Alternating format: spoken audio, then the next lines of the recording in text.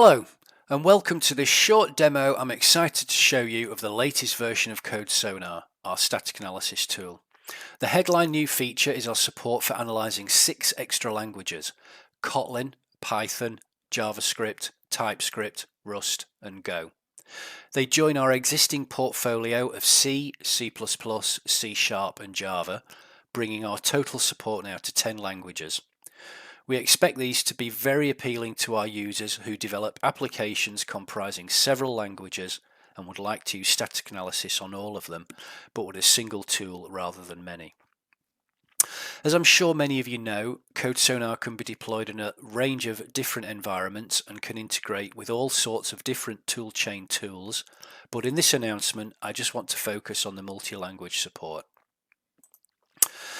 So here I have a handcrafted code base comprising C, C++, Kotlin, Python and JavaScript, as denoted by these 5 directories that you can see here. So clearly not all of our new languages, but enough to make my multi-language support point, I hope. And here's my script I used to build this code base, which simply navigates into each language subdirectory and runs CodeSonar for each one.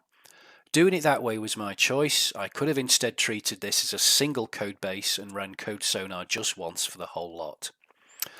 Okay, so as you can see, I've previously run the run all script to build and analyze everything.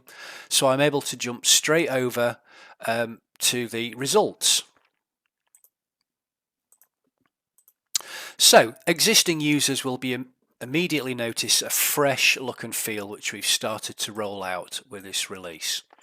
So as you can see, here are the 5 different code bases that I've analysed here, each in their own CodeSonar project.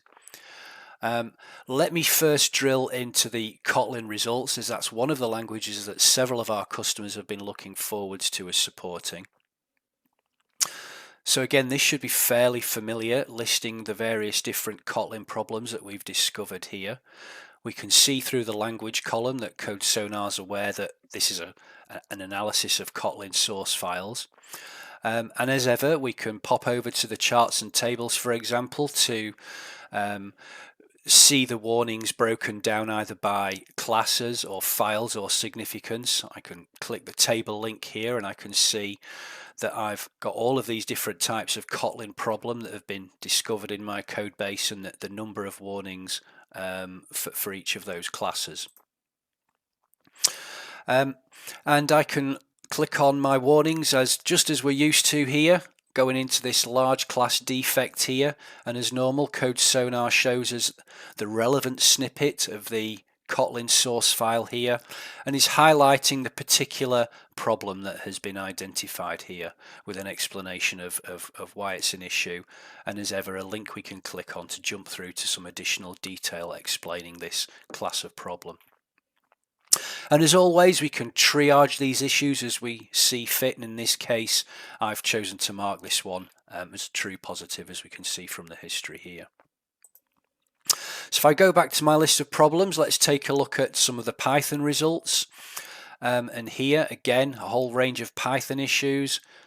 Python code has been identified as normal, and I've already reviewed one of the issues.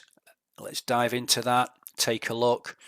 And in this case, we've identified that the post method has been invoked without a timeout parameter, which could lead to a call here which never returns otherwise. And finally, let me take a look at the JavaScript results here. We can see through the link the collection of JavaScript problems which have been found in my code base. And again, I've already picked out one of the issues here, a no unused var problem, and this is indicating that this particular variable which has been declared here is not used later on in this routine. So I hope this quick taster has caught your attention. Multi-language analysis is certainly a great new capability that we're looking forward to our users trying out. If you have any questions or would like to take a closer look, please get in touch with us, and thank you for your time.